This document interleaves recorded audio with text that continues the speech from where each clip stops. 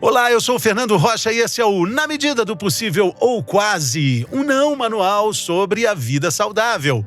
Não manual porque a gente, felizmente, não tem manual.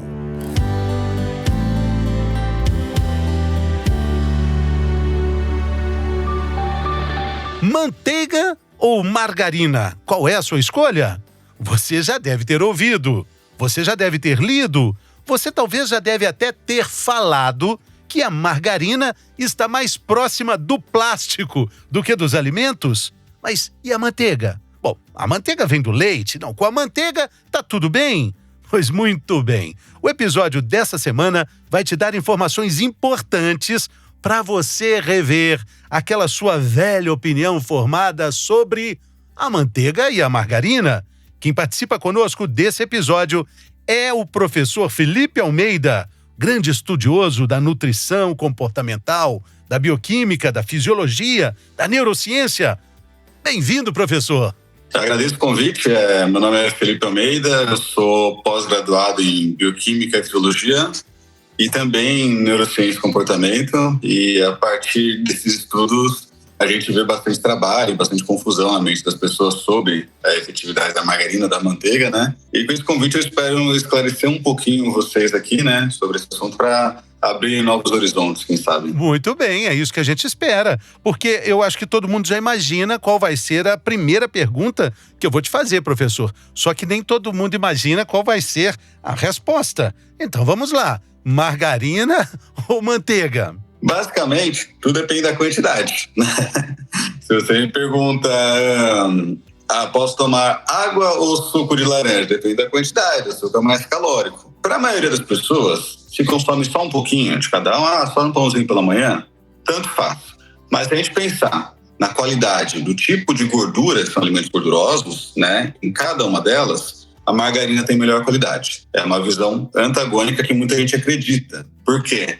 Porque elas trazem essa visão dos anos 90 de que a margarina é rica em gordura trans. Só que isso já mudou tem mais de 20 anos. A margarina não tem gordura trans. Já mudou esse processo, a gordura trans, sabiamente, né, faz bem mal para a nossa saúde, perfil lipídico, risco cardiovascular. Muito interessante a gente falar sobre isso. Eu tenho um grande amigo, Dr. Alfredo Halper, que infelizmente já nos deixou, brilha alto lá no céu. E ele sempre dizia assim, o professor, olha, pode tudo é permitido, todo alimento é bom, tudo cabe, tudo na medida do possível, porém, com a gordura trans não tem conversa, não tem perdão para a gordura trans. Com ela não tem jogo. E a margarina carrega essa culpa. Inclusive, existe uma guerra de versões na internet. Uma delas, eu falei na abertura, a margarina está mais próxima do plástico do que dos alimentos. Tem outra famosa que a margarina, se a gente deixar no tempo, ali no relento, ninguém chega perto dela, nem micróbio, nem mosquito, que seria algo muito sintético. Então, não é exatamente assim, professor? Exatamente. Primeiro que a margarina não tem nada a ver com plástico, né? Se você assim acabou margarina em casa, eu vou pôr uma sacola dentro do pão, né? Não tem nenhuma similaridade química, né? Então, mesmo se tivesse pequenas similaridades, não quer dizer que é a mesma coisa, né? Pequenas mudanças químicas mudam completamente a estrutura. A água, se você faz a estrutura é H2O, né? Se você faz H2O2, aumenta ali o oxigênio, vira um composto tóxico, né?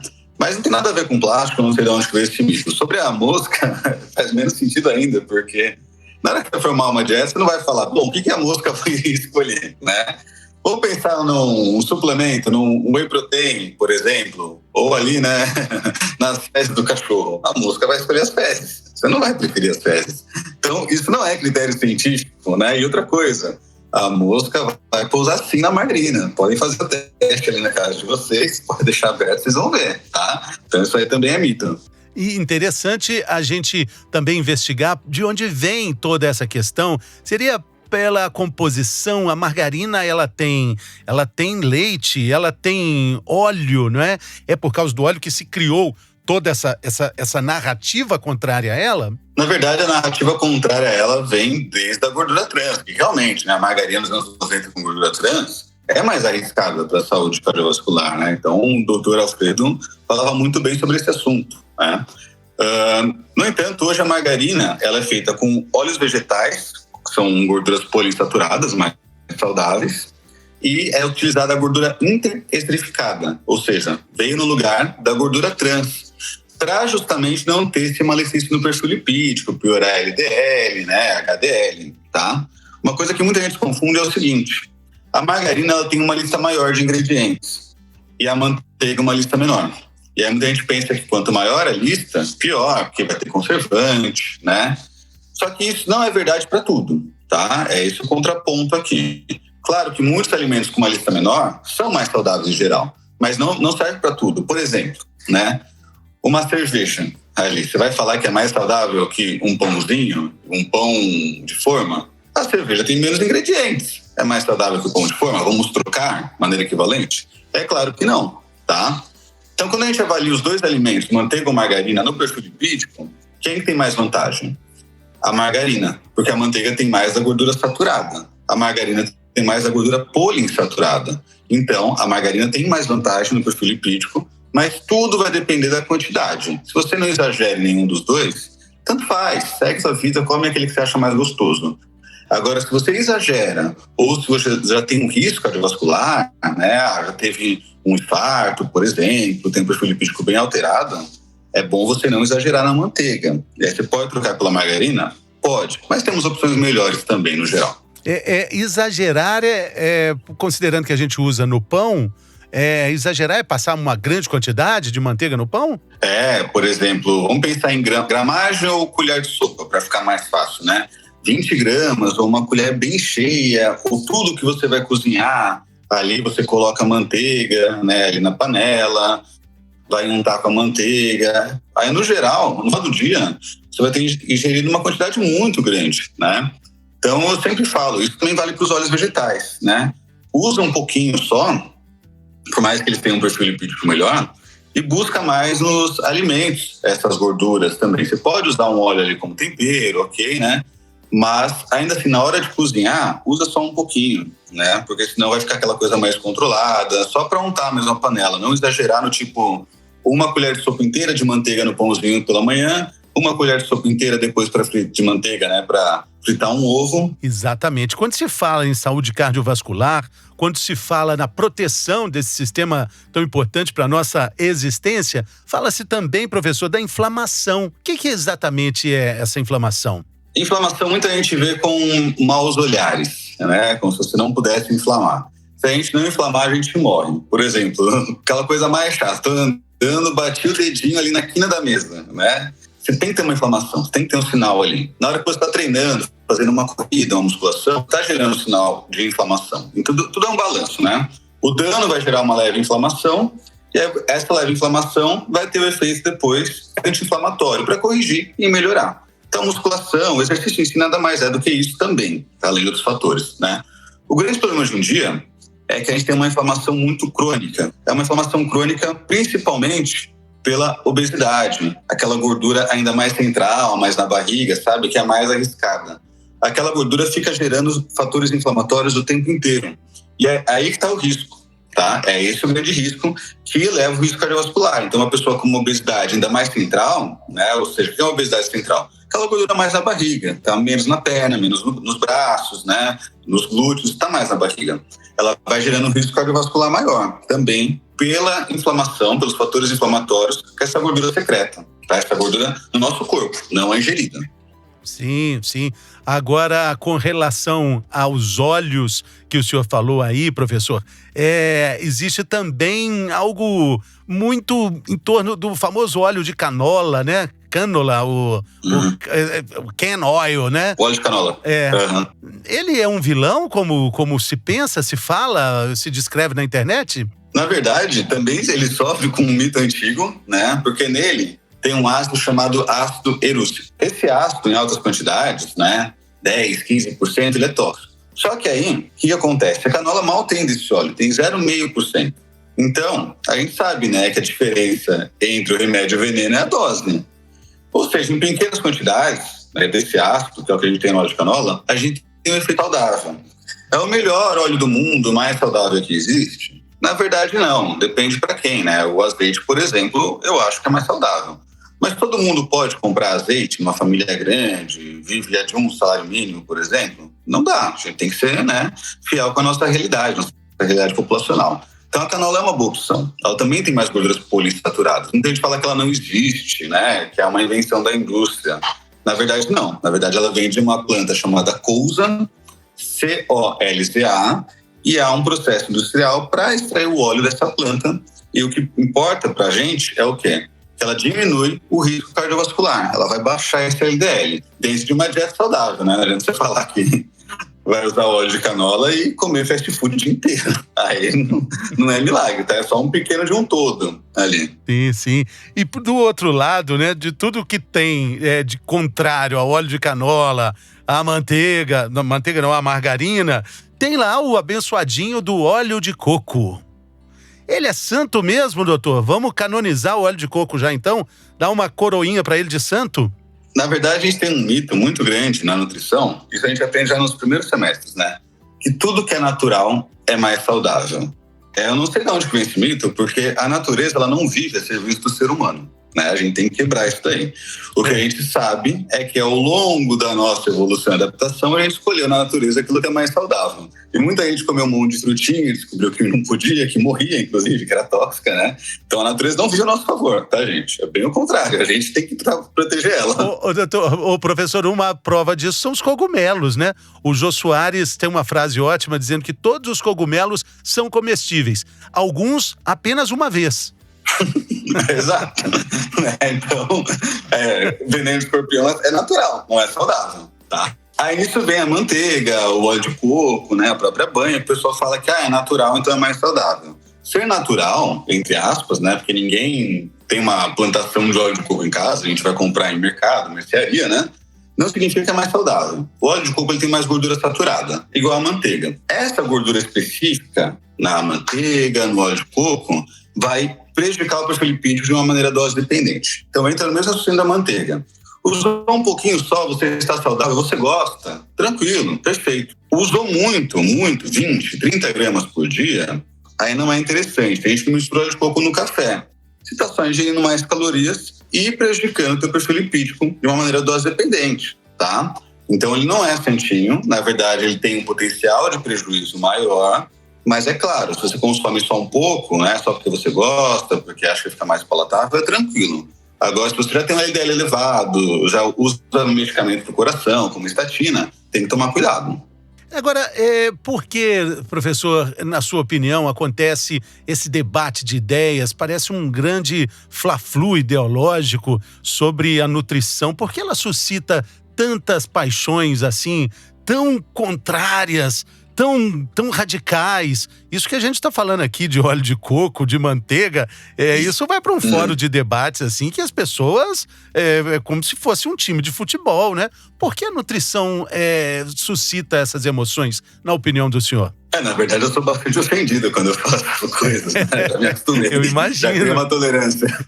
Eu imagino. O que acontece? Vamos falar que eu chego pra você e falo, Fernando, você tá procurando saúde, mas, cara, come de tudo um pouquinho, bem saudável, não tem nada milagroso. Isso não vende. Agora, se eu chego e falo, não, Fernando, é o óleo de coco que é a solução. É a manteiga que é a solução. Margarina não venena, margarina te destrói. A solução tá aqui nesses alimentos específicos. Isso chama atenção. A pessoa vai falar, tá ali a solução.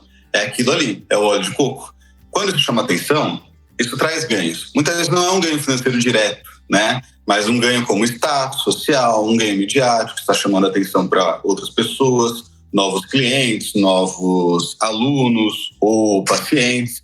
Isso chama atenção. Então, você bater em algo que seria mais óbvio na nutrição, como o consumo de gorduras mais poliinsaturadas, como óleo de canola, ao invés das saturadas, isso traz atenção para si e aí você vai falar, esse cara, ele tem algo diferente. Na verdade, não. Na verdade, ele está indo contra as diretrizes cardiovasculares. O que são diretrizes? Uma série de estudos gigantescos que são juntados, eles são unidos e através ali de uma avaliação de pessoas que dominam essa área, experts na área, eles vão fazer as diretrizes e vão falar, olha, gente, aqui, né, são as recomendações que a gente faz para a saúde cardiovascular. E a gente vê um consenso de diretriz europeia, diretriz americana, diretriz brasileira, falando justamente isso. Manteiga não é tão saudável quanto a margarina. Vai comer só um pouquinho? Ok. Óleos poliinsaturados, como a própria canola, são mais saudáveis que o óleo de coco. Isso é consenso científico. Mas chama atenção?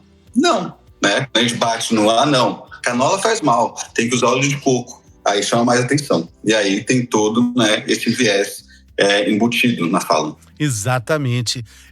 Eu queria que o professor deixasse o seu Instagram aí, professor, porque eu acho que é uma fonte de informação muito, muito interessante. Eu te sigo lá nas redes sociais, vejo suas postagens, vejo suas lutas.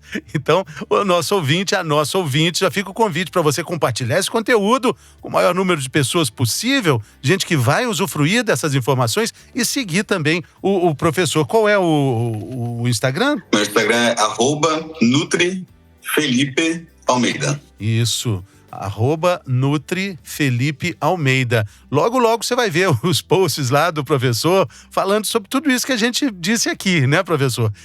Você tem lá uma caixinha de perguntas e já logo diz, olha, com educação tem resposta educada. Sem educação, tem resposta mal educada. Exatamente, né? A gente dá aquilo que nos oferecem também, né? Então, eu entendo quando discordam, porque é um tema polêmico. Sim, ninguém muito. nasce com a obrigação de saber sobre o assunto, né? A questão é ser ofensivo, seja a favor ou contra as informações, né? Mas isso vale para tudo na vida, Sim, né? sim. Se a gente está discordando sobre um assunto, seja política, futebol, Corinthians, Flamengo, vale para tudo, né? Não só para nutrição em si. Só que a nutrição entra muito nesse bojo aí, né? Entra nisso, até com uma força até maior do que em outras áreas ligadas à saúde, até mesmo também a outras áreas importantes do autocuidado, né? Porque, na verdade, é a busca do equilíbrio que a gente está falando, né, professor? Perfeito, a nutrição é uma área que está muito ali, né, em evidência, né, o pessoal, ainda bem, né, tá focando mais em ter qualidade no estilo de vida, né, no consumo de alimentos mais saudáveis, né, mas tem que tomar cuidado para que esse consumo, essa busca por informações não seja deletéria, você acaba não buscando informações erradas, né, extrapoladas e vendo um alimento como vilão, outro como mocinho, né? Isso pode levar até algum tipo de transtorno, né? Achar que é proibido tal alimento, que alguma coisa assim não pode ser nunca consumida, né? Então a gente busca o equilíbrio dentro da realidade de cada um. Esse é o princípio básico da nutrição. E não é um modismo, tipo, calça de boca larga, calça boca de sino vai voltar na moda. Não, não é isso. É um avanço das pesquisas que faz com que as informações, a medicina, a ciência, a medicina de uma forma geral, é a ciência das verdades transitórias, né, professor? Se a gente olhar o café, o ovo, vários alimentos passaram por essas transformações de informação, né? Talvez o glúten lá na frente se transforme também? O que a gente sabe é que a ciência, ela pode errar. Mas o que corrige a ciência? Mais ciência, tá? Então, muitas vezes a gente foca no erro ou na má interpretação. Por exemplo, a história do ovo foi que estudos populacionais viam que quem consumia mais ovo tinha risco cardiovascular. Mas quem consumia mais ovo, consumia mais bacon, consumia mais álcool, fumava mais coisas com café, né? O pessoal tinha mania de tomar café e junto com o cigarrinho. Não era o café o problema, era o cigarrinho. Como que corrigiu isso? Né? Com mais ciência. Então eles viram, o café está associado aqui a maior risco, mortalidade. Mas aí vamos corrigir melhor, vamos ver se é uma associação justa ou não. Aí eles viram que não era o café, era o cigarro. Então a gente tem que tomar cuidado com isso, falar a ciência erra, porque a gente pode ignorar todos os acertos que foram feitos até hoje. E, consequentemente, ele fala, se a ciência erra, eu vou fazer qualquer coisa, né? Exatamente. E aí, beleza, eu vou fumar, eu vou tomar todo dia 2 litros de cerveja, porque a ciência pode estar errada. Aí não faz sentido isso, né? Mas, assim, alguma coisa boa, né? Que dizem que o que engorda não é a cerveja, é o tira-gosto, né, doutor, professor? Na verdade, a cerveja ela aumenta a sua capacidade de comer mais do tira-gosto. Então, tá um de mão dada ali com o outro, né? É verdade. Bom, professor, eu quero te agradecer muito aí a sua generosidade, sua gentileza conosco, desejar boa sorte aí na pesquisa, tudo de bom, um grande abraço e te convidar para voltar outras vezes aqui. Eu que agradeço o convite, foi uma honra estar aqui, sou teu fã já há muito tempo atrás. Beleza. Desde a época que acabou a TV Globinho e agradeço também aos nossos ouvintes. Valeu. Muito obrigado pelo convite. Valeu, professor, muito obrigado. Obrigado pela companhia, até semana que vem.